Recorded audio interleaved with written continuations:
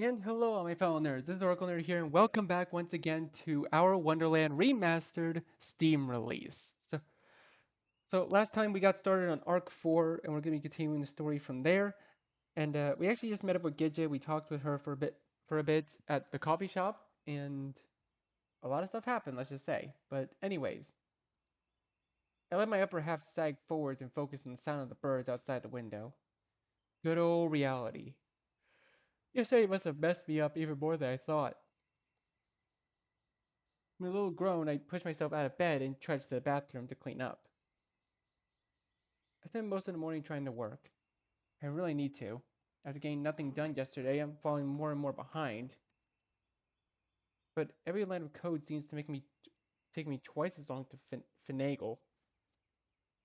And the longer I stare at the screen, the more my mind starts to wander. Start starts to replay that moment in the car over and over. I'm feeling cold again. My fingers are like I feel my fingers like ice as they scratch on my forehead. What do I do? What does she expect? What does she expect an answer? When does she expect an answer? I don't know the etiquette around these types of things. Am I being a complete asshole by not getting back to her right away? But I still don't even know what I'm gonna say. How am I gonna respond? No matter what I say, things are never going to be the same between the two of us. For better or for worse. I rub up my eyes, check the time on my phone. It's already pushing the latter half of the afternoon.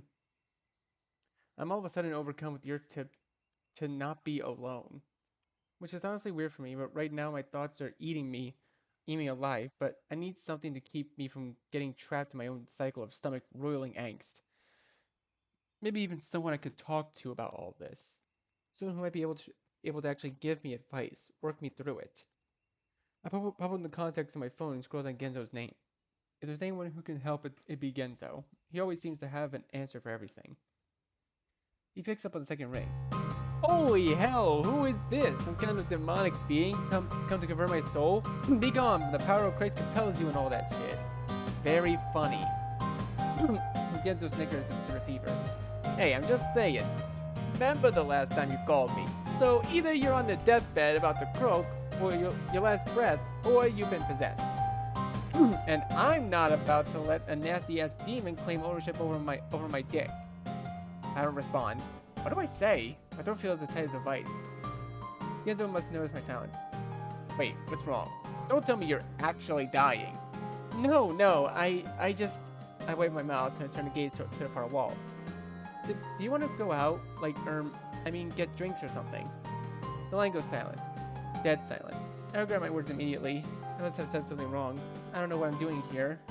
What's a normal way to tell a friend that you need to talk. I feel myself start to sweat. So sorry, did that come out weird? I just wondered if you wanted to hang out because I just felt like I really needed to talk to someone all of a sudden, but I know you're probably busy, so it's okay. In fact, just forget I even asked. More silence. And finally, a laugh. Nah, it's fine. You're fine, Eggs. Sure, I'd be down. When would I ever turn down my best pal in the universe for drinks, eh? What about the place at Sherman? It's my usual spot. Easy for me to get home from when I'm 3 sheets to the wind.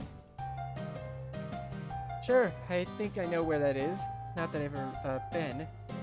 No, you wouldn't have, would you? Another laugh. Yours. The line goes silent for a second. I wait for him to continue. He calls.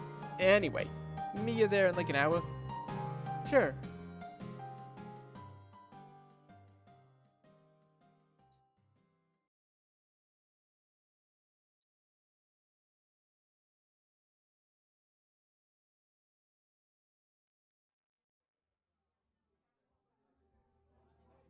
Despite the awkward phone call, drinks turn out to be a good idea. Great, even. The place is cozy and dark, and we get ourselves a small table towards the back. Genzo ordering 1 beer, 2 beers, 3, while I offer something a bit stronger. God, can Genzo make me laugh, though? I'd forgotten this. Forgotten us. My lungs hurt as he relays the harrowing tale of his entire tool shelf falling from the wall right as a family of five was there to pick up a new Clary, Clary Gecko for their kid's 13th birthday. Then we're reliving moments from school. From junior year chemistry, where the two of us sat at the back of the room and goofed off the whole time, to the time we went camping in my folks' backyard and Orlum had gotten so scared a murderer was going to come get us so he wouldn't stop crying. He only calmed down after we zipped our sleeping bags together with him in the middle like an Orlum sandwich. Even all the way back to when we'd gone exploring in that big sewer pipe behind Genzo's house. Gidget had found a weird blue glass ball that the five of us had dubbed the Orb and kept in a box in Genzo's parents' garage. With this one, though, my thoughts flick back to Gidget. Right. That's why I'm here, isn't it? Gidget. I can feel the curling tendrils of anxiety begin taking a hold in the lower regions of my belly again. Hey, I'm gonna have a smoke. Be back in a jiffy. Genzo's voice snaps me out of my thoughts and hedgehogs upward. Huh? Oh, right. Yeah. I watch as he slides out of the booth, cane flicking left and right as he cruises towards the far door. I bring a hand to my face, stare down at my half-empty drink. I'm pretty drunk. I can feel it in the heat overtaking my stomach and chest. In a way, my gaze struggles to stay focused on any one thing. In in the way it mixes with my anxiety building in my stomach like a Molotov cocktail. And without Genzo's voice there to ward it off, everything's starting to come back, rising up faster than I can stop it, sending cold chills across my back and neck. I need to tell him. I need to tell him now, or else I'll never get it out. At least that's what my brain is telling me. And so, despite the numbness of my fingers and the tremble of my legs, I push myself to my feet and start towards the door.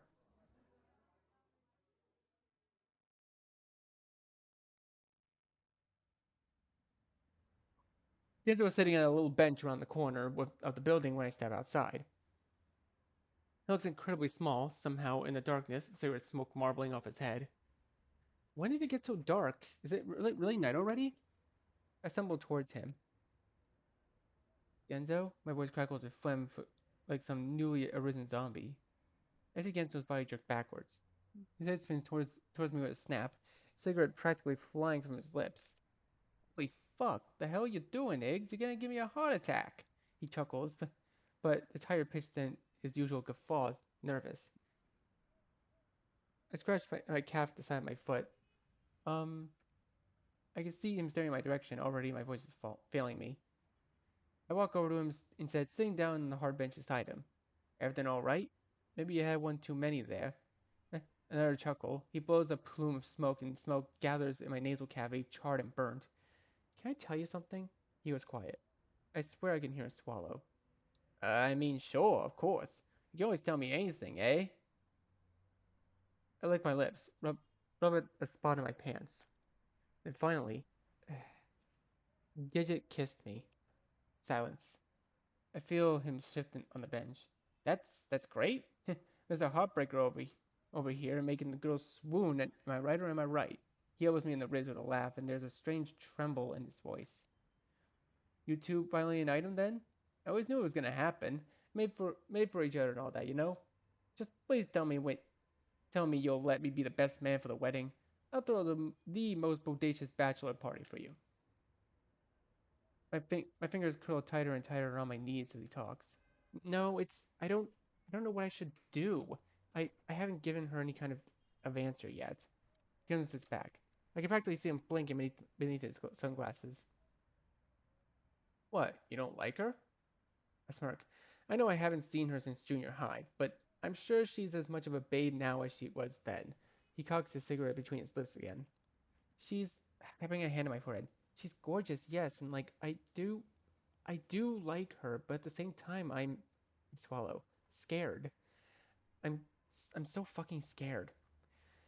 That's what alcohol is for, buddy. Genzo gives my shoulder a reassuring shake.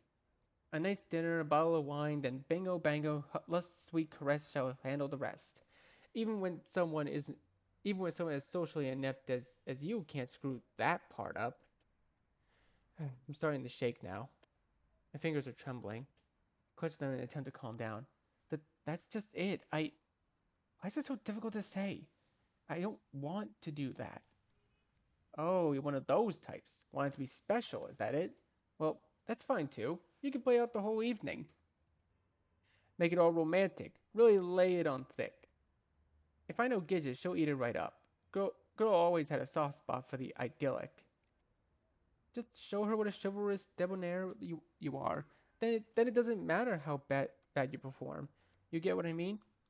He snorts in laughter, taps the ashes off his cigarette. No, I clench my hands in my hair, cheeks burning. I don't want to have sex. The last word seems to echo in the night air, pulsing on and off, again and again. In my fucking heart, I've gone into overdrive. I can feel it in my arms, my legs, my head, my eyes. Somehow, that in that one blurted phrase, I'd finally managed to verbalize the confusion and the fear that had begun strangling me for I don't even know how long. It surprises even me. That's what it had been all this time. So simple, and yet so fucking terrifying at the same time. I just sit there holding my breath, waiting for Gento to say something. Feels like forever, the sound's just weighing down on my shoulders. Then finally his voice cracks, and he asks softly, "At all?" I shake my head, thoughts so jumbled that I forget the moment that he can't see me, then follow up with a, "I don't think so." He has a sort of half grunt. I see his gaze turn upwards, almost as though he's looking at the sky. Huh, he says after that moment. My eyes start to burn, and I feel hot tears well up in the corners. There's something wrong with me, isn't there? A sniff. Gijin will never want to be with me when she knows. She'll hate me. Hey, don't say that. No, but now apparently the floodgates have been opened because the tears are streaming down my cheeks. I'll never be able to make her happy. I'll never be able to make anyone happy. No one would ever want to be with someone like me. My body crumbles in on itself. Aww. I let myself fall under on Genzo's shoulder. Genzo's body goes rigid against mine. I hear his breath hitch. He doesn't do anything at first. Then also slowly puts his arm around my back, fingers curling around my waist. He gives me a reassuring squeeze. Don't say that, he says softly, so softly I almost don't hear it. He presses his cheek on the top of my head. It's a comforting warmth. I feel my chest start to unclench itself ever so slightly. I sniff. What do I do? Genzo sighs. It takes him a long time to respond. I can see his knee bouncing, the orange glow of his cigarette trembling. Tell her the truth. Tell her how you feel. Explain it to her. The, the words are slow, careful. Then the ball is in her court. She's the only one who can decide if she's willing to. He winces. Sorry, that was a poor choice of words. I I don't want to make it sound like, but he doesn't finish. He doesn't need to though. I know what he'd been about to say. She needs to be willing to put up with me, willing to make that sacrifice, willing to be with someone like me. This thought shames me. I feel my heart drop somewhere down near my shoes. Because I must feel my slump deepen because he gives me another squeeze, pulls me in tight against his side. Hey, sorry. Don't just forget what I even started to say, okay? I'm really fucking bad at this. I just say the first fucking words that pop into my old noggin, but like I've never thought about or like been in this situation before, so I'm just struggling to figure out how to say things. But that's on me, not you. I see him bite down his lip. Look, if she loves you for the way you are, then she's the one for you. That's just straight facts. So, his voice cracks. So just be open with her. That's all you can do in the end. Yeah. And while we're at it, Iggs, don't you ever fucking say nobody will want to be with someone like you ever again. You hear me? Because that's grade A bullshit. A fly guy like you don't need sex to bring all the ladies in the yard. If Gidge is not the one, you'll have a whole fucking conga line to dance the no cock rock with you. So just get that thought out of your mind before I have to slap it out myself. I chuckle in spite of myself. It comes out sort of phlegmy hiccup. Okay. Ooh. Would you ever be with someone like me? Do you think there's others like me?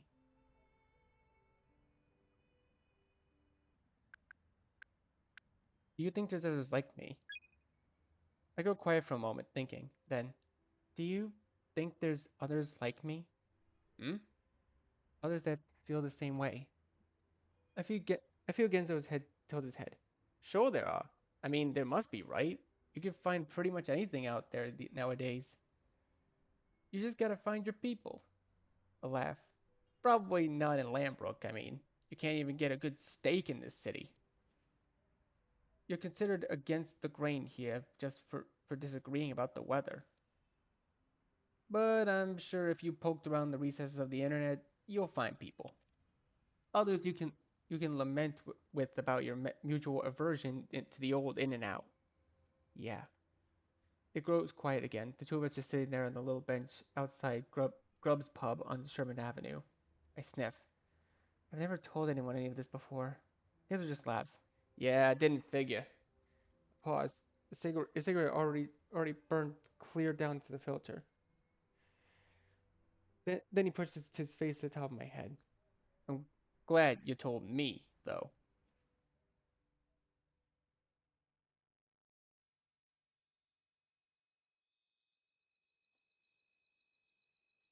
I walk Enzo home once we finish our drinks. The street is strangely silent, not a single car driving by, no voices or sounds from the surrounding houses. And when we reach the little path leading up to the apartment complex, I don't even see any lights on.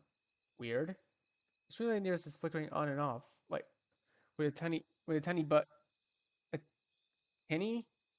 I think you meant tiny. It's probably tinny, I don't know. The tinny buzz that makes the hair on my arm stand up. Both the both of us just stand there in the middle of the sidewalk, neither of us moving to leave.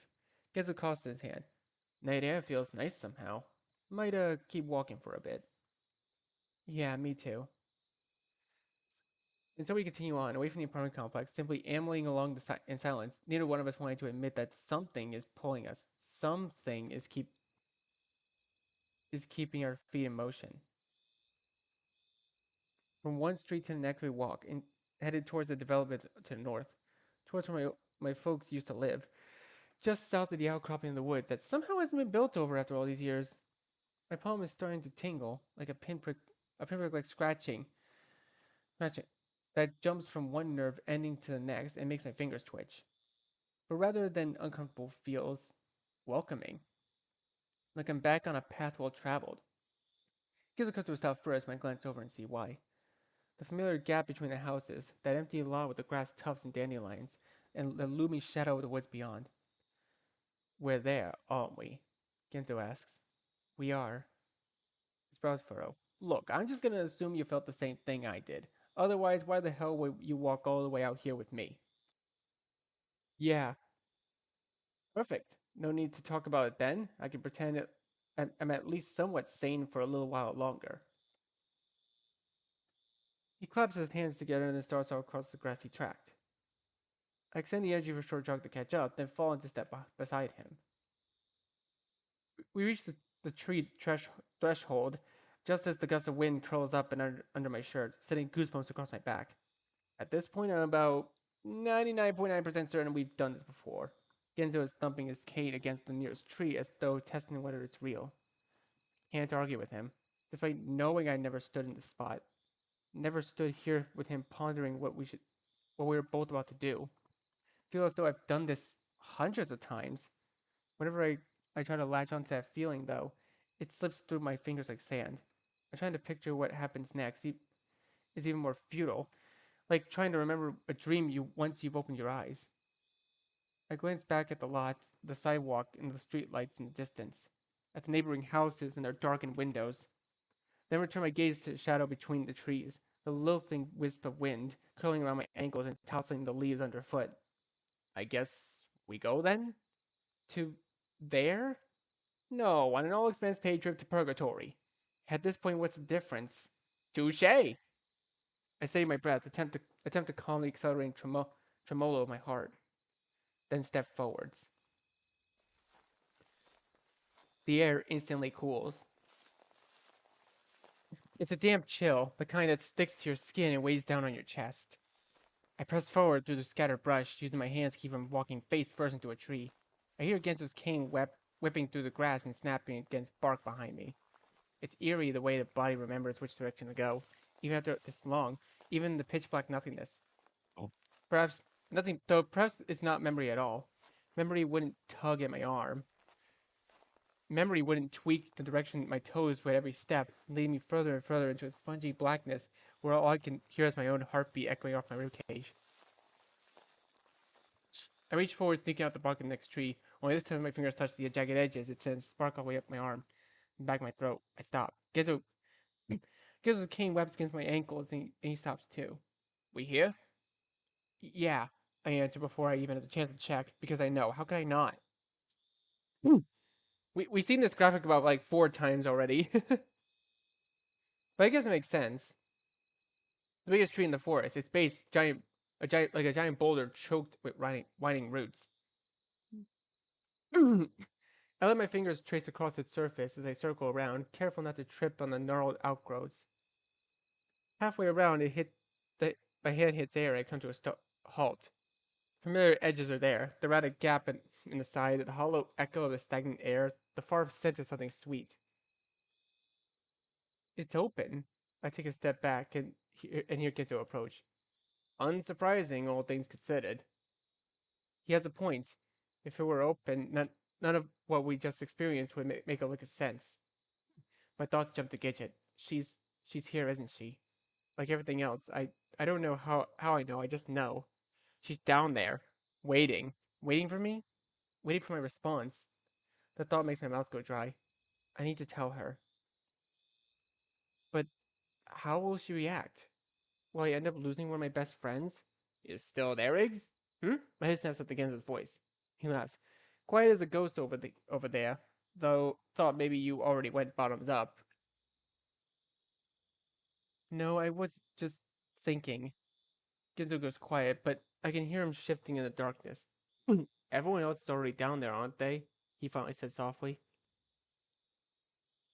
Yeah, possibly. Just us 2 losers left. Damn, it's almost picturesque in a way. I move forward towards the hole, pop a squat amongst the weeds. There's a scent again, soft and sweet, like the tempting aroma of a candy store that curls up inside my nostrils. I grab the rounded edges and peek inside, leaning forward on my toes. At least you'll have plenty of time to talk to Gidge, eh? I jerk my head up at this retort already playing on my tongue, only to whack my forehead at the top of the edge and the hole and promptly lose my balance. I only went a bruise-inducing thud on my shins. The last thing I hear as we begin this way forward is Ginzo half amused. See you on the other side. Before toppling straight into the hole. The darkness swallows me.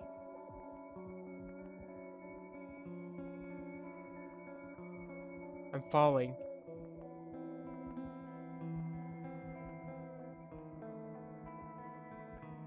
Wind whips my hair, my shirt, summoning water in my eyes.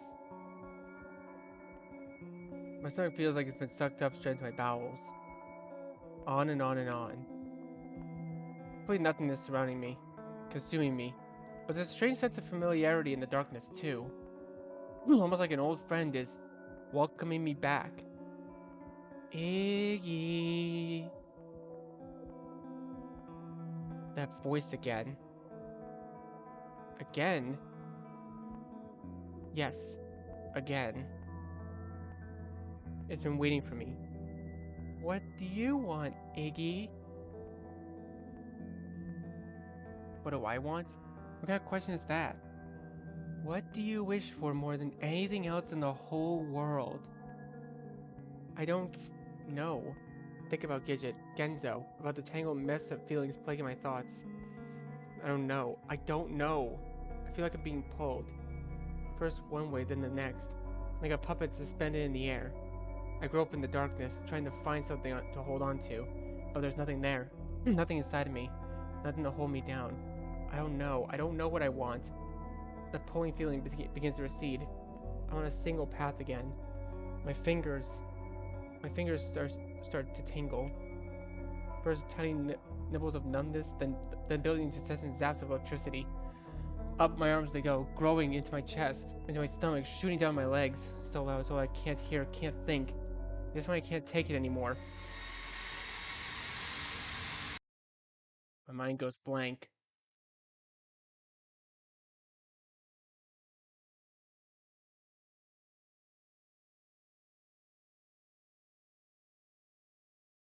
Iggy! There's something soft below me. Pretty warm, curled up and nestled against my back of my like an oversized lumber pillow. Iggy! Who is that? Genzo? Why is he in my apartment? The thought makes me laugh, and I roll over with a groan, push my face back into an exceptionally soft bit of fur with a smile of contentment. Give me 5 more minutes, Genzo. Then I'll come down for breakfast. For fuck's sake, Iggs, you're gonna get yourself buried in there.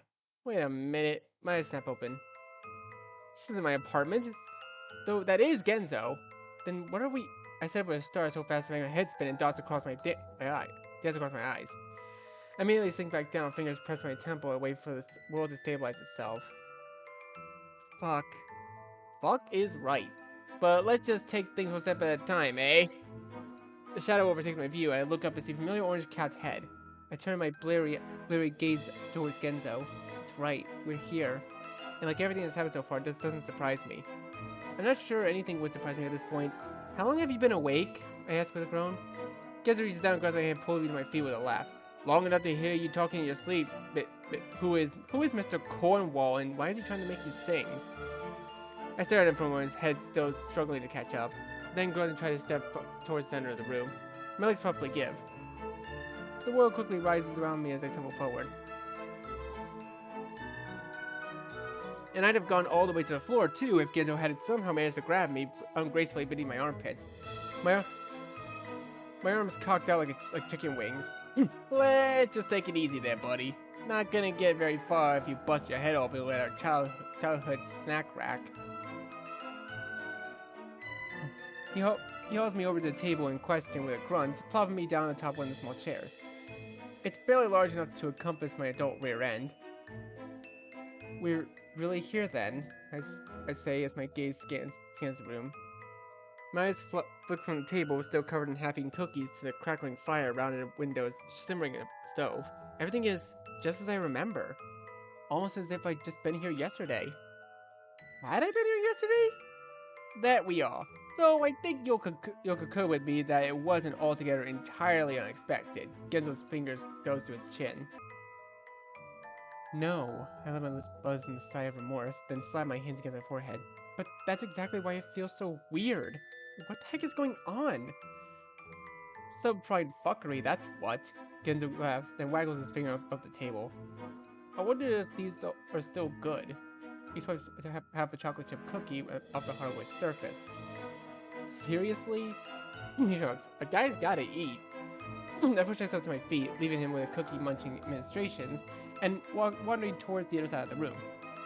A chill sweeps up my back, and I curl my arms in front of my chest, all of a sudden feeling incredibly cold. My head is a mess. A jumbled snarl of out-of-focus snapshots dancing across my vision. A whole smorgasbord of feelings to go with them. Fear, anger, panic. But also others I can't explain. Joy, relief, pain. I wince, I'm starting to feel nauseous. Hey, you okay? Genzo's voice snaps me out of my thoughts. When I glance back, I see him staring at me, half a cookie hanging out of his mouth. The absurdity of the strange familiarity of the image brings a sudden bubble of laughter from my lungs. And when I try to suppress it, I end up snorting instead. Attractive, Genzo smirks. Oh, says the one snarfing down who knows how long they've been sitting there cookies. Hey, he starts as though about to make some sort of smart mouth rebuttal, but ultimately shrugs it off, wandering over to me instead. Seriously though, you look like you're about to pass out. Fucking pale as a ghost. I mean worse than usual. He presses the back of his hand on my cheek. The touch, combined with the words, sends a lightning bolt like synapses shooting through my brain with such force that it takes the breath out of me. Both of us snap backwards. Did you? I just start staring at him. Now it's Genzo's turn to go pale. I've said that before, haven't I? Those same exact fucking words. My eyes feel like they're shaking in their sockets. Crap. But we're not given the time to ponder the increasingly absurdity of the situation. There's footsteps outside. Heavy, march-like, steady and methodical. No. Genzo groans. We dash towards the window, but it's not like we need to. Both of us know it's about around the bend outside. They appear as predicted. 2 by 2, boots bruised in the dirt, and long ears bounce left and right. They round the curve of a well-trimmed path, kicking up dust with each synchronous step. I step away from the window, flapping my hands. The nauseous plague in my stomach is growing worse. Already I could feel the walls starting to undulate around me, tendrils of panic clutching my chest and throat. Genzo! I mumble before I can stop myself, breath coming out faster and faster. Genzo spins around, then starts towards me, face colored with worry. But just as he opens his mouth, the footsteps outside come to a stop. An abrupt stop. Even more abrupt than expected. Who's there? Show yourself! The squawk is so thrilled that it rattles the window glass in its pain. The shock of it gives my bowels such a twist that I'm pretty sure I spritz my linens on the spot. I strain and throw a look at Genzo, who looks equally as terrified. How could they? There's no way they could have. They come. That was the sound of boots.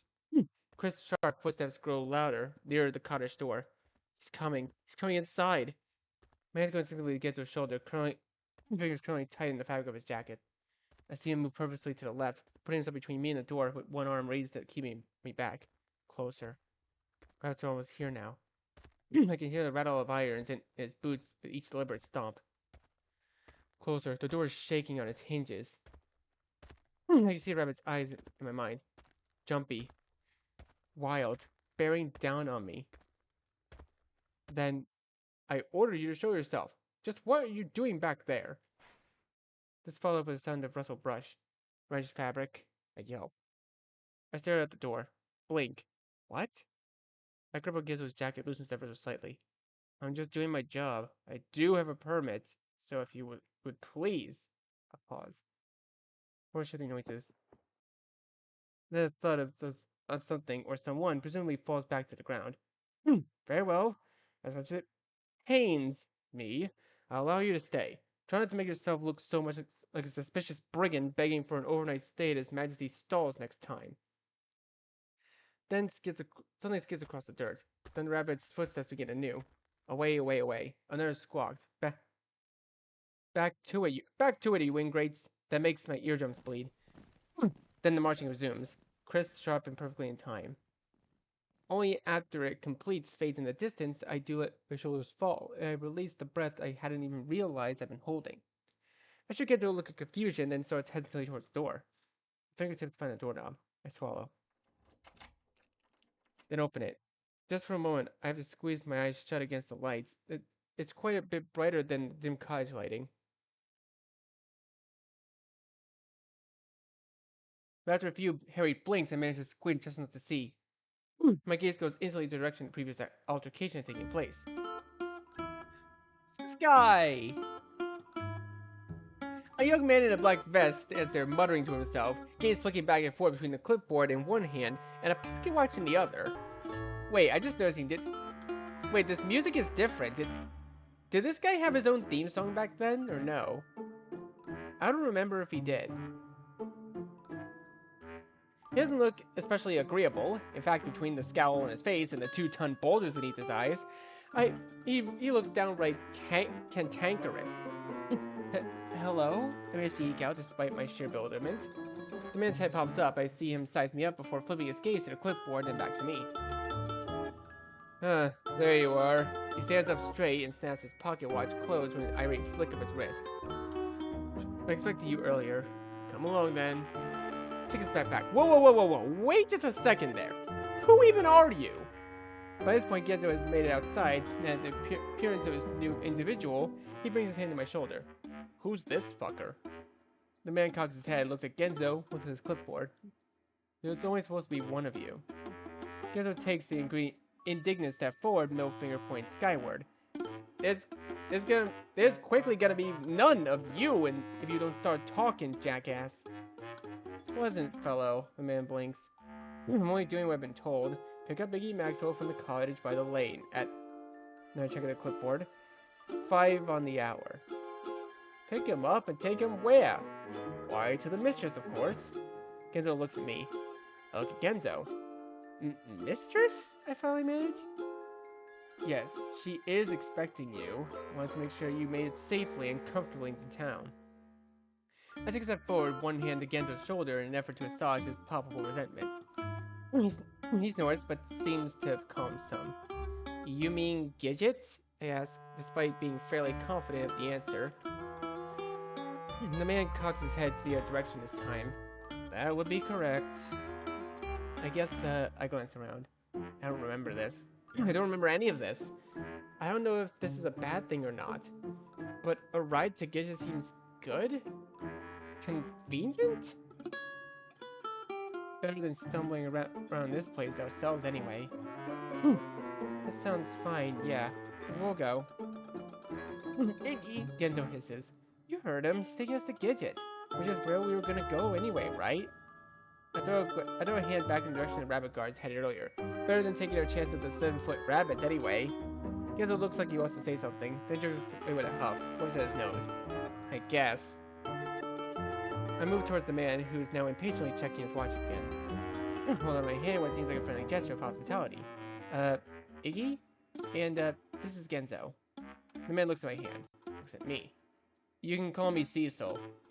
He turns on his heels with a flick of his vest tails, hands shoved in his pockets as he starts down the path circling the cottage. Yeah, I want to ask, did Cecil have his own theme song before? I feel like this is Cecil's theme.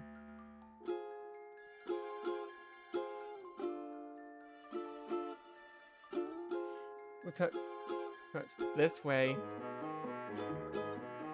I simply watch for a moment, blinking in silence and hands still outstretched. Then jog to catch up. Genzo scuttles along behind, one hand to his cap. Both of us, however, are brought to an abrupt stop when we round the corner.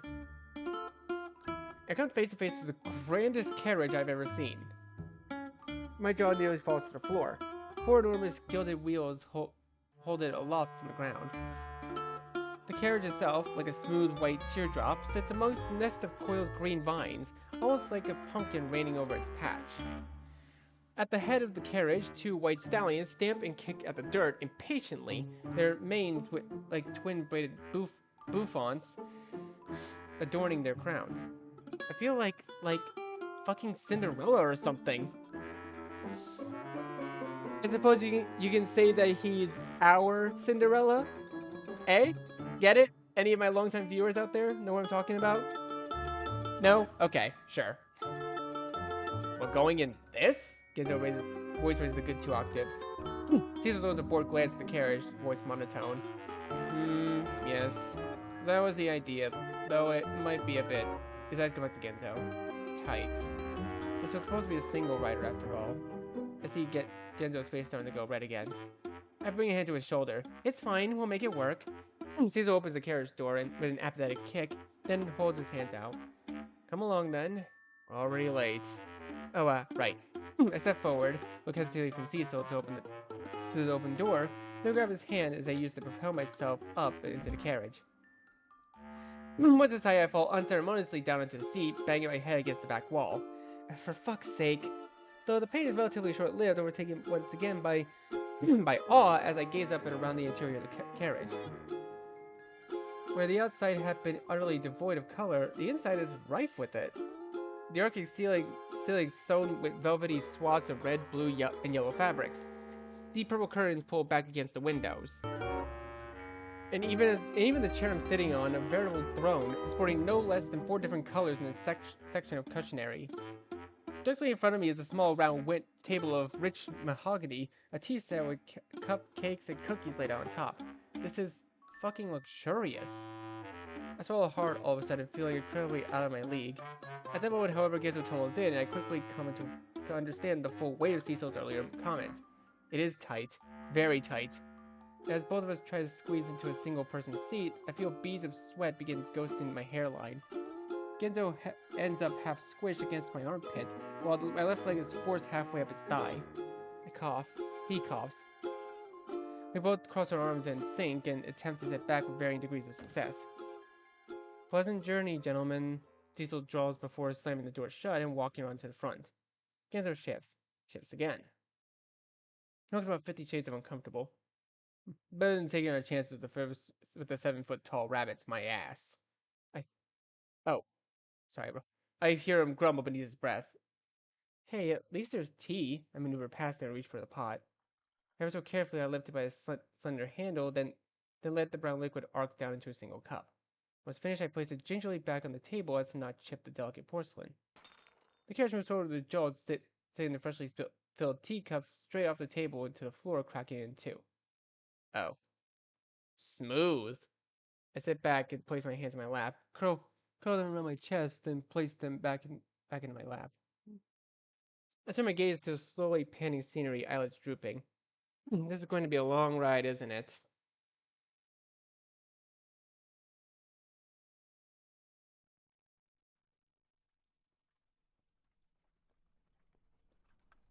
I don't know how long we ride.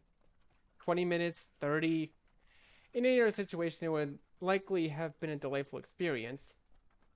Outside, the scene changes from one wondrous sight to the next. Lush forests of red, dappled trees, rolling hills of sunflowers, picturesque river landscapes. But inside, I'm a jumbled mess of nerves. Thoughts about jumping up from confusion over our current situation to anxiety about Gidget, to growing discomfort over the cramp in my leg. The further we cruise, the more each of these thoughts morphs and expands. A particularly large bump in the road rocks the carriage, sending me hard against Genzo's shoulder. Sorry, I mutter as I sit back up.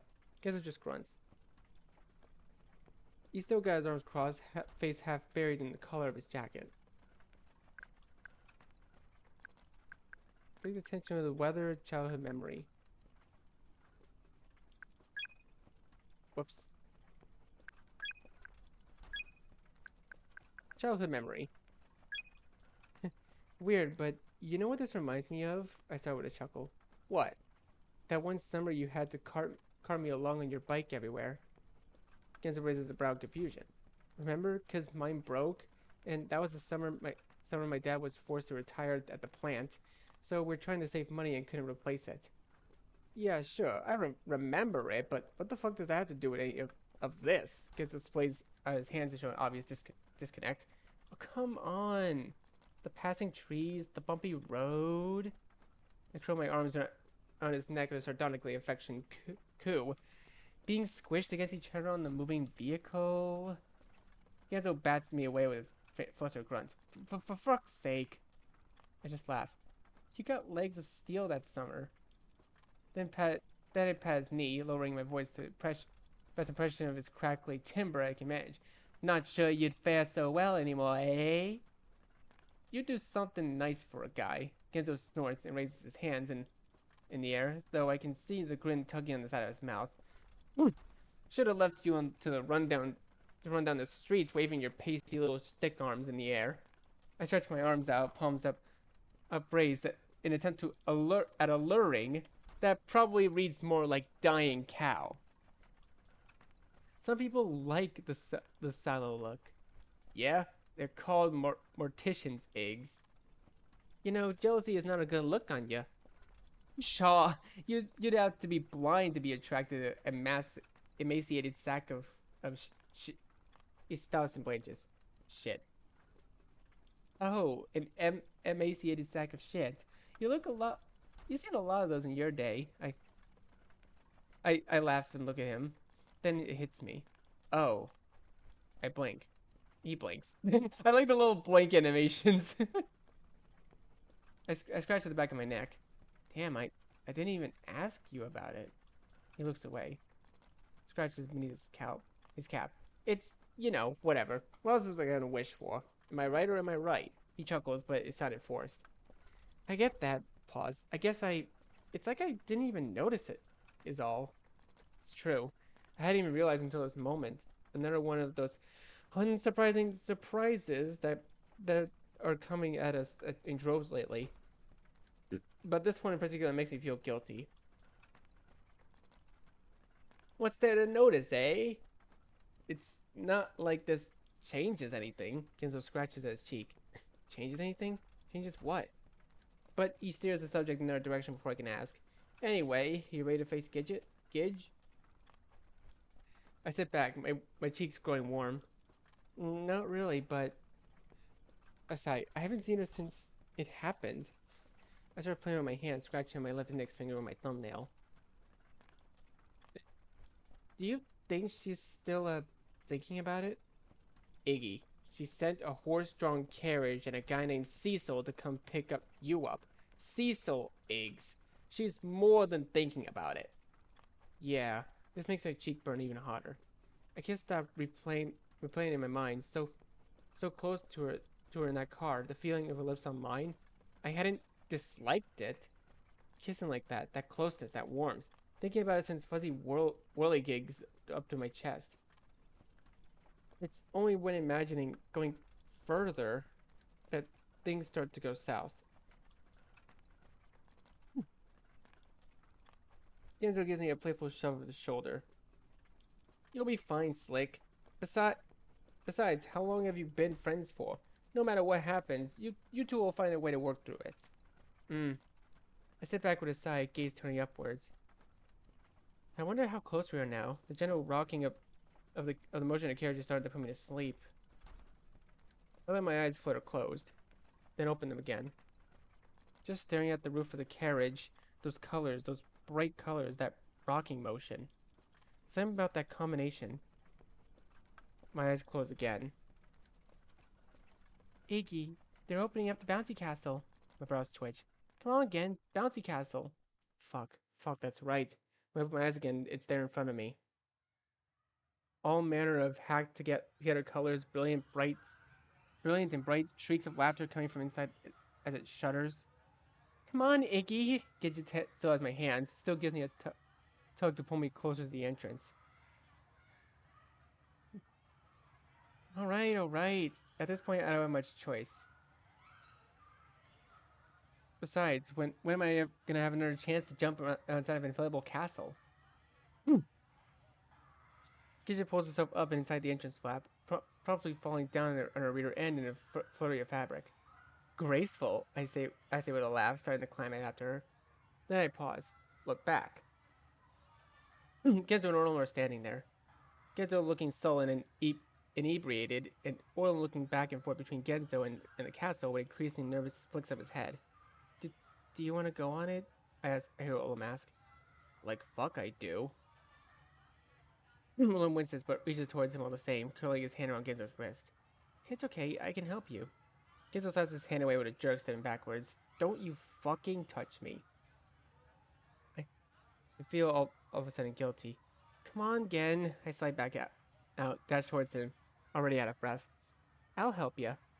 I just said I'm not going on that thing. Genzo just squawks. It'll be fun, come on. I grab his hand. As I touch his face more something unreadable, a corner of his mouth twitches. In that instant of hesitation, I manage to pull him over to the entrance of the castle.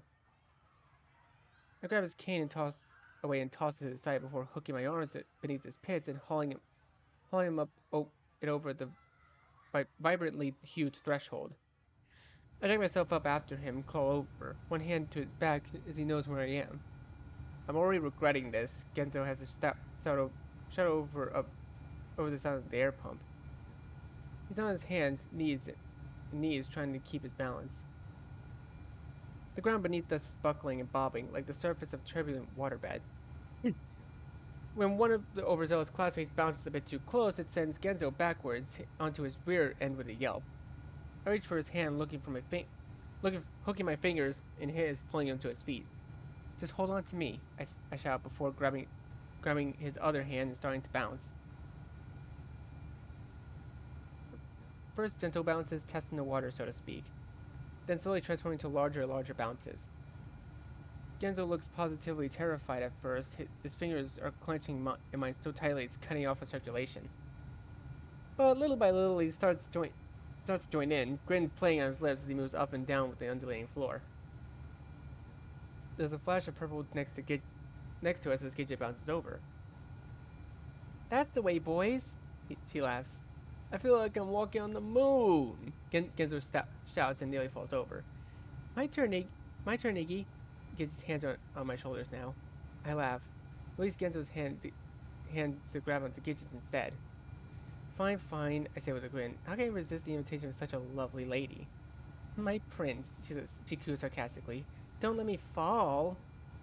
Genzo falls back silently. I see his arms drop to his sides. He's no longer bouncing. But Gidget is jumping now. High, so high.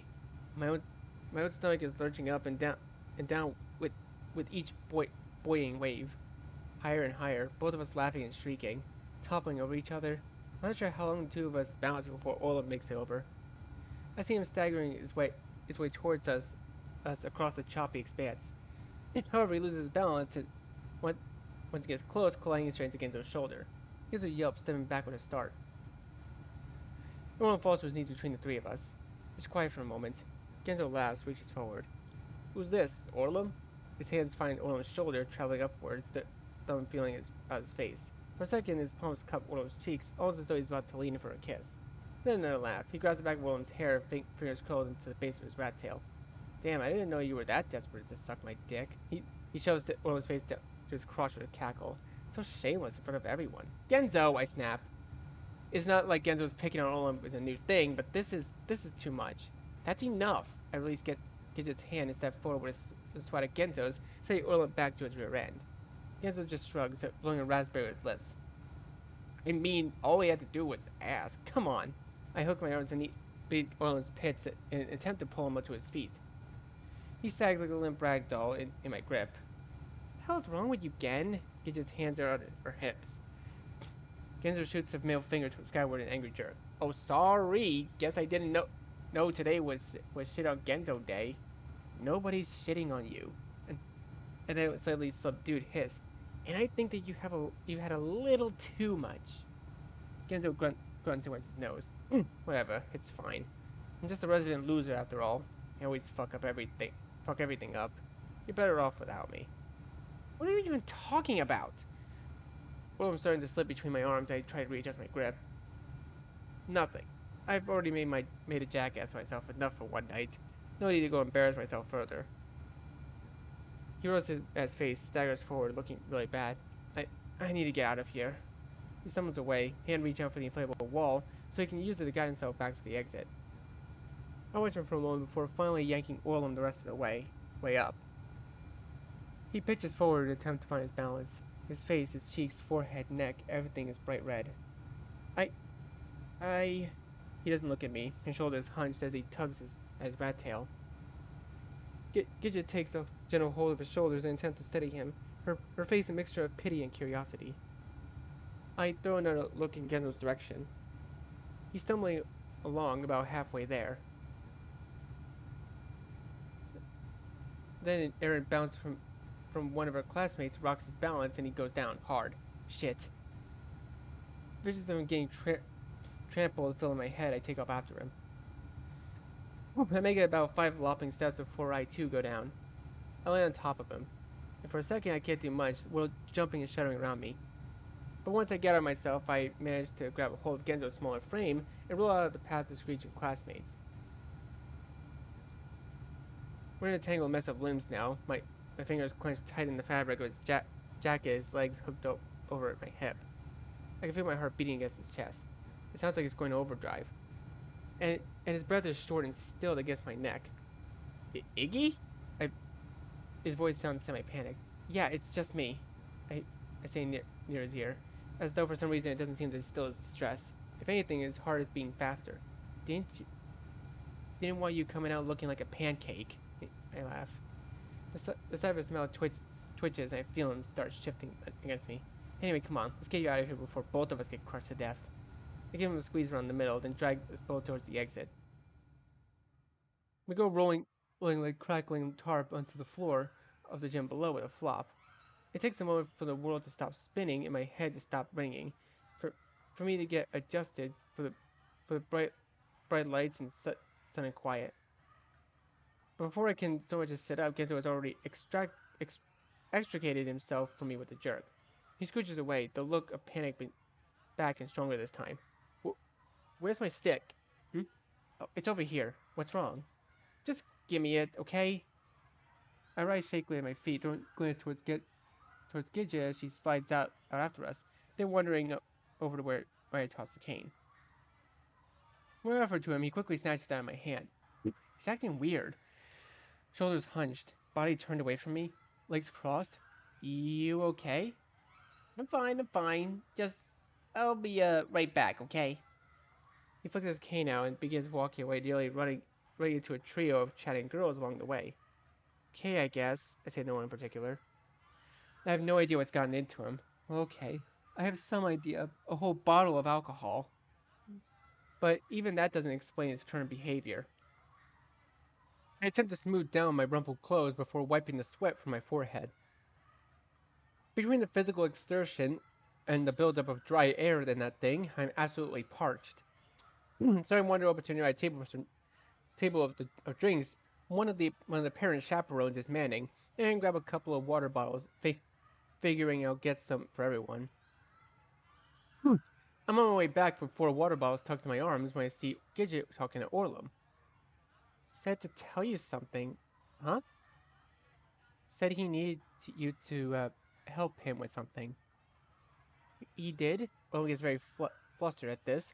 I can see him curling and looping his fingers through his rat tail. Yeah, he went down that way, I think. She gestures off in the direction Gens is headed. Orlum follows her finger with his gaze, glances back, looks again. Just as I arrive with the water bottles, he scurries off, looking very much like a mouse escaping into its hole. Where'd he go? Gidget shrugs, then sees the water. Oh, is that for us? Yeah, guess I'll just keep these for when those two come back. I hand her one, trying to figure out what to do with the others before I finally shoving one of each in my jacket pockets. They only they only half fit, sticking out humorously above the fabric like sweaty dumbbells. Wanna sit down? I nod in the direction of the bleachers as I unscrew the cap of my own bottle, taking a swig. Sounds good. My feet are killing me. A short climb later, and we're halfway up the bleachers, perched on one of the benches and gazing down upon the boisterous gym floor. Gidget's taking her shoes off and is stretching her toes, and on the seat in front of us as she sneaks a sip from her water. I wonder where Bucks and Hooner disappeared to. I throw a half serious glance across the heads of the fellow students. Haven't seen them since bingo. Who knows?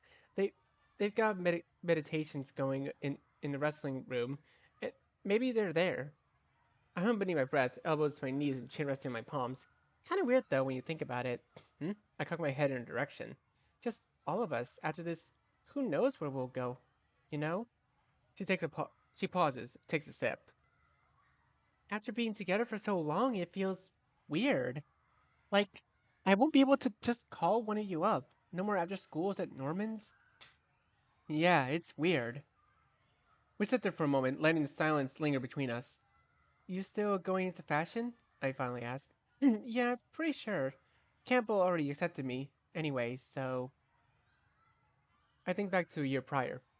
We usually had gushed constantly about wanting to apply for Springwood's software development program. Now, however, I haven't heard her mention Springwood since. I turn my gaze away, scratching the back of my neck. The water bottles feel especially heavy in my pockets. Iggy? Hmm?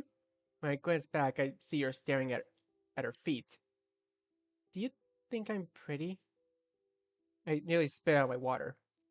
In a flutter, I attempt to wipe my mouth and trouble audible in my voice as I ask, "What do you mean by that?"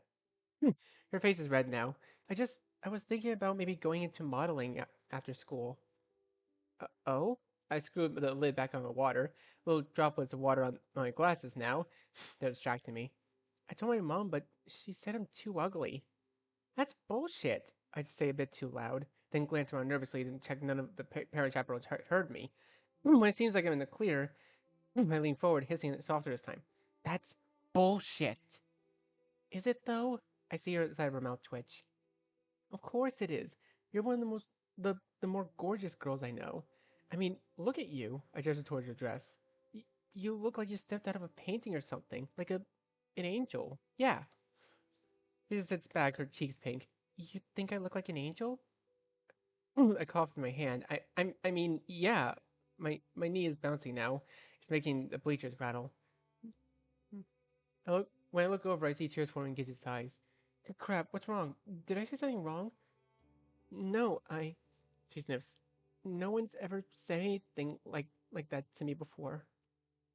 Hey, I hesitate, pull my sweaty collar, then finally bring my arm around her shoulder. That's just 'cause, no one else knows the real you. The real me? Yeah, the you inside, your spirit. I reach forward to tap the area above her heart, but recoil when I realize just how close to her chest that is. I pat her knee instead. The kind of thing that only someone as close as, me would know. I have no idea what I'm talking about at this point. I'm just rambling in an attempt to make her feel better. Kitty looks down bashfully, a little grin playing on her lips. I see. So don't let anyone tell you you're ugly, okay? You're always beautiful to me. For a second, I worried that she's going to start crying again. Her head tilts downwards towards her knees, and her eyes go strangely dark. Then she jerks upward, her cheek pressed against my shoulder, her smile reaching from ear to ear. Oh, Iggy, I'm gonna be the best model, the prettiest model, just for you. Your angel. Her hand finds mine, she lets out a happy sigh, just leaning against my shoulder. Then we simply sit there, staring out across the gym at the faces of classmates we'll likely never see again. For a second, I feel like I'm standing on top of a cliff and looking down into the unknown. Things are going to change after this, aren't they? Never going to be the same again. 2 water bottles in my pockets stay there until they grow warm.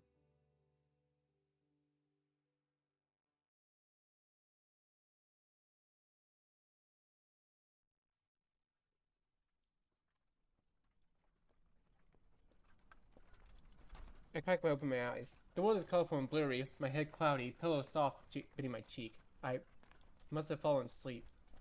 I don't really remember it. At some point, my memories had simply drifted off into black nothingness. Tommy low of the carriage rocking beneath us has probably knocked me right out. I blink away the crust and sleep in my eyes, allowing the light to drift in and the world to sharpen. Everything is just slightly sideways.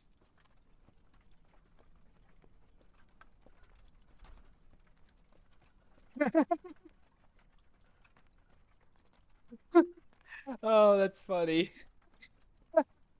It's just when your partner not getting enough sleep. You even be sleep eating. And I realized with a start that pillow cradling my head, I'm the one currently drooling on, is not a pillow at all, it is in fact Genzo's head. My whole body is slumped up against his, it's like some kind of limp doll. And Genzo was just sitting there, staring straight ahead, his arms locked across his chest. Crap, I groan and push myself away. The drool forms a nice sagging arc between his calves and my lips. I must have dozed off. I bring a hand to my forehead, pressing my palm to my eyes. Genzo just grunts.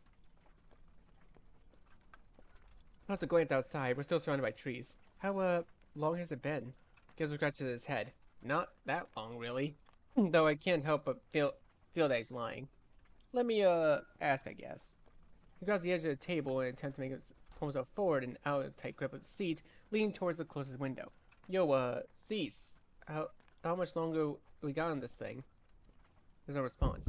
Cease! He pounds on the side of the carriage with his fist. Hello up there! Someone shoved dicks in your ears or what? When there's still no response, he falls back into his disgruntled sigh, once again squeezing my pelvis into the side of the seat. Fucking clipboard carrying jack off. Let my gaze drift back towards the scenery. The trees are still there, but they're growing sparser. I swear I can hear far off sounds of life, wheels rolling across cobblestones, a clink of tableware, doors opening and closing. Wait, maybe we're... I start. When all of a sudden the carriage comes to an abrupt stop and 2 of us go lurching forwards. The edge of the table slams into my ribs, and I let out a sputtered grunt. I'm really starting to dislike this guy, Genzo mutters. I hear what sounds like Cecil hopping down from the front of the carriage, followed by footsteps approaching the door. It opens with a jerk. We have arrived. Thank fucking God. Genzo practically launches himself out of the opening. His foot must get caught on the edge of the carriage, though, because he launches quickly, turns into a free fall as he faceplants on the ground in front of Cecil's feet. Cecil looks down at him in disdain, then holds up a silent hand to assist in my own descent. I can't help but feel like I'm some kind of princess as I take it. gingerly avoiding Genzo's prostrate from the cobblestone as I step onto the ground. My gaze goes immediately to our surroundings. We're in some kind of small village. Quaint, white, and dark wood cottages surround on all sides. Puffy chimneys punctuate the uneven horizon. This is incredibly familiar, and not like childhood memories either. It feels far too recent for that. Gidget's here? I ask, as though I don't give me any doubt. Cecil makes some kind of affirming murmur in the back of his throat. The mistress was hoping that you would join her for dinner tonight. In the meantime, you may rest at the inn. My brain says no, but my stomach says yes. So much for my chagrin. I, I accept this culinary invitation. Cecil looks at him, blinks. It's a dinner for two. Genzo presses his lips together, looking positively affronted. You know, Cease, you're really starting to gray on my last nerve here. He cracks his knuckles with a twitch of his head. I bring my hand to Genzo's shoulder. It's fine, Genzo. We need to figure out what's going on here anyway. It'll give me a chance to talk with Gidget, so please? Genzo winces. Gaze drops. Right, of course. Sure. Then he grins, but I can't tell if it's forced. Don't worry about me. I'll find something around here. It's not like I'm not used to dining on solitude. Now it's my turn to wince. But I'm not given time to dwell on the depressing state of Genzo's daily routine. Cecil coughs pointedly, waiting for us to look at him, then cocks his head. If you gentlemen will follow me. He turns to his heels with an abrupt twist, hands in his pockets as he wanders off towards one of the nearby buildings. Genzo and I can only shuffle along after him, my brain already spinning 1,000 anxious threads about what dinner will bring, and where the night will lead.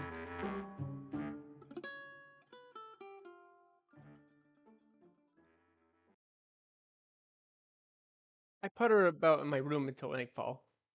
I don't really know what else to do, my twisting bowels are doing their best to ensure I can't get an actual rest. I do take a shower though, wash myself up, lie on the bed in my room, and stare at the ceiling, fingers laced across the nausea at my belly. About the time when my stomach is starting to growl in hunger rather than anxiety, Cecil comes to get me. He, he doesn't say anything, just staring at me over dark circles beneath his eyes. Then twists on his heels to lead me downstairs. I don't see Genzo on our way outside. I wonder if he's still in his room. I'm not given long to think about him, however, as the moment we exit the indoors, my breath is stolen by the awaiting scenery. The whole town's been turned into a glittering landscape of gold. Soft yellow lanterns hang from the eaves of almost every building, and strands of golden lights line the winding streets, almost like lightning bugs floating in the night sky. My mind goes instantly to the types of fairy tale towns I'd seen in picture books as a child. There's something almost magical about the sight, and I feel the hair on my arms stand up from sheer wonderment. Do keep up. Cecil's uninterested voice snaps me at my reverie, and I realize he's already a good number of paces ahead of me. I jog to catch up, head still on swivel as we make our way down to the light dappled path. I wonder where we're going. Then I realize I already know. It's right, we're going to the pier. We always go to the pier. Winding and weaving, we follow the path downwards, and I see a dark expanse of water come into view. And in front of that expanse, strands of light forming a glimmering circle, like a halo, with a small table below it. The table is done up in sparkling finery, crimson tablecloth, silver cutlery, glinting wine glasses, dancing candles. And surrounding the table itself were about 50 flowers worth of petals, adorning the ground like scattered snowflakes. This is... I instinctively gulp. Beads of sweat are already starting to form along my hairline. This way, Cecil gestures me further along as we near the water. I see her. She's standing alongside the railing, looking out across the lake. But she turns at her approach. Oh, look at her! Gidget. For a second time that night, I find my breath stolen from me. She looks gorgeous. Soft smile playing on her lips, eyes quivering, blonde hair cascading down her back, like shimmering gold beneath the glow of the hanging lights. I almost look like a deer in headlights because she brings her hand to her mouth with a little laugh. Hey, you. Hi. I raise my hand awkwardly. What the fuck is wrong with me? She takes a step in their direction, throwing a shy glance at the table at her surroundings. This, I mean, they set it up for me. I didn't realize it was going to be so extravagant. They? I loop a hand around my neck, unloop it, shuffle my feet. Oh, right, gives his hands go to her cheeks. The people here, I mean, they've really been taking care of me, a laugh. When I said you were coming and that it'd be nice to have a dinner, they kinda she makes a semi-panicked motion in her hands as she throws another embarrassed glance at the table. Took things in their own hands. Oh, I see. But anyway, let's eat. Cecil said he arranged all the food. Wanted to make sure we had the best. I throw a glance at Cecil, who's standing a few paces looking as disagreeable as ever. I can't imagine him wanting to be the best for anyone. Sure, that sounds good. We start for the table. I'm just about to sit down when I see Gidget just standing next to her chair. Cecil clears his throat loudly. Oh, right. I pull the collar of my shirt anxiously and step over and pull Gidget's chair out so she can sit. Gidget looks pleased as punch. Cecil looks like he wants to murder me in my sleep. I mean, yeah, kinda does. I mean, if you got bags under your eyes, you might as well get at least, like seriously, get 8 hours of sleep. It'll do you some good. I swallow nervously, then slide into the chair opposite Gidget. Cecil begins to pour wine into our glasses. So, I start hands going from the table to my lap, then back to the table. But Gidget speaks up before I can find my words. I knew you'd come, she says softly. You did? Well, she nods, a shy smile playing on her lips. Something inside me, I just knew. I could feel it. A laugh. Even down to the day. Isn't that weird? That's how I was able to send Cecil to come pick you up. I hope the ride was comfortable. Oh yeah, it was fine. Great. No point bringing up the seating situation now, especially with Cecil practically breathing down my neck. I do know what you mean, though. I've had similar feelings myself. That thing are that things are familiar somehow. It's been weirding me out since I got here. Right? Like, how in the world could any of this be familiar? Gidget laughs. The sound of it reminds me of an orange soda somehow. Her gaze softens, drops to the table. And yet, it is almost like this is right. This is where we're supposed to be. What we're supposed to be doing. The side of my mouth twitches. I'm not quite sure I share her opinion. I open my mouth to say something, only for Cecil to cut me off with a plate full of food. Your dinner. Oh, thank you. He, pla he places it in front of me, a steaming hot plate with vegetables, potatoes, and large steak at its center. It certainly does look delicious. Just the smell of it sends my saliva glands into harmonious ecstasy. This looks amazing. Thank you, Cecil. Shall I provide musical accompaniment for your evening? Oh, that would be wonderful. Gidget brings her hands together with a smile. Would you? I would be delighted, he responds, completely deadpan. He shoots me another look of disdain. We're pulling a violin out of who knows where and jumping promptly into a romantic interlude. Oh, that's a nice violin. Gidget closes her eyes as she listens, looking completely content. Oh my god. Wait a minute. Wait, this actually does look different in the remake. Okay, wait. So the original version didn't have this much shading, I remember. At least I don't think it did. I take a hesitant sip of my wine. Where did you get this guy? Oh, Cecil? She brings a finger to her chin, gaze turned skyward. Well, I needed someone to help plan and arrange all my shoots, so I guess you could say he's kind of like my agent. A laugh. But after a while, he started helping me out with other things as well. It's gotten to the point that I don't know what I'd do without him. I throw a wary glance in Cecil's direction. He certainly seems... The music stops. Cecil's eyes turn towards me. Romantic violin stops. POV B. Her ex is watching.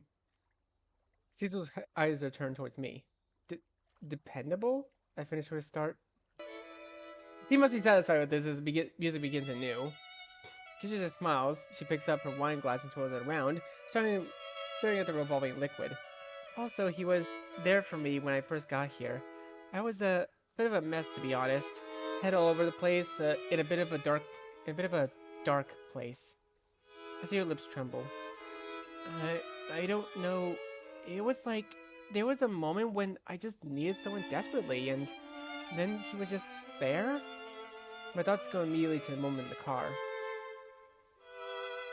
To the way she looked at me afterwards. Dark, just the way her eyes are now. I can't help but feel like I'm the one responsible. That's great though. Yeah, that's great. Then I take an overly large sip of my wine. You said, shoots? You mean you're doing modeling gigs then? Is that right? She brightens at this. Oh, Iggy, you should see me. I'm having the time of my life. Everybody loves me here. I've never felt so alive. So right? Like, finally everything I've done is paying off. That's fantastic. Everyone loves me the way I am now. There's so many compliments all the time about how beautiful I am, about my hair, about the outfits. Oh god, Iggy, you have to see some of the gorgeous outfits I get to wear down here. Sounds amazing. What about what you said back in the car? Ooh, I don't really know what to say here, but I think this is actually a good time to leave this video here for now. So we'll pick up this dinner date later. So thank you guys so much for watching. Be sure to leave a like, comment what you think, share this video with your friends, and be sure to subscribe and click the bell so you don't miss a single notification. And I'll see all of you in the next video. Goodbye.